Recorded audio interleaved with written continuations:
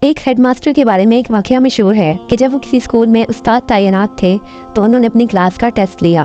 Test کے خاتمے پر انہوں نے سب کی کاپیاں چیک کی اور ہر بچے کو اپنی اپنی کاپی اپنے ہاتھ میں پکڑ کر ایک قطار میں کھڑا ہو جانے کو کہا۔ انہوں نے اعلان کیا کہ جس کی جتنی غلطیاں ہوں گی اس کے ہاتھ پر اتنی ہی چھریاں ماری جائیں گی۔ اگرچہ وہ نرم دل ہونے کے باعث بہت ہی آہستگی سے بچوں کو چھری کی سزا دیتے تھے تاکہ ایذا کی بجائے صرف نصیحت ہو، مگر سزا کا خوف اپنی جگہ تھا۔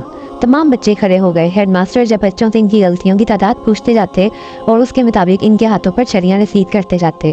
ایک بچہ بہت گھبرایا ہوا تھا۔ جب وہ اس کے قریب پہنچے اور اس سے غلطیوں کی بابت دریافت کیا تو خوف کے مارے اس کے ہاتھ سے کاپی گر گئی اور کانپتے ہوئے بولا، جی مجھے معاف کریں، میرا تو سب کچھ ہی غلط ہے۔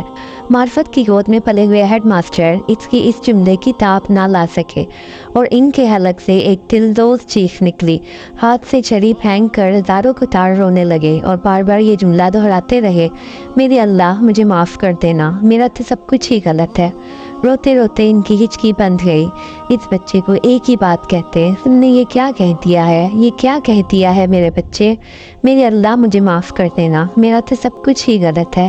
اے کاش ہمیں بھی معرفت الہی کا ذرہ نصیب ہو جائے اور بہترین اور صرف اللہ کے لیے عمل کر کے بھی دل اور زبان سے یہ نکلے، میرے اللہ مجھے معاف کر دینا، میرا تو سب کچھ ہی غلط ہے۔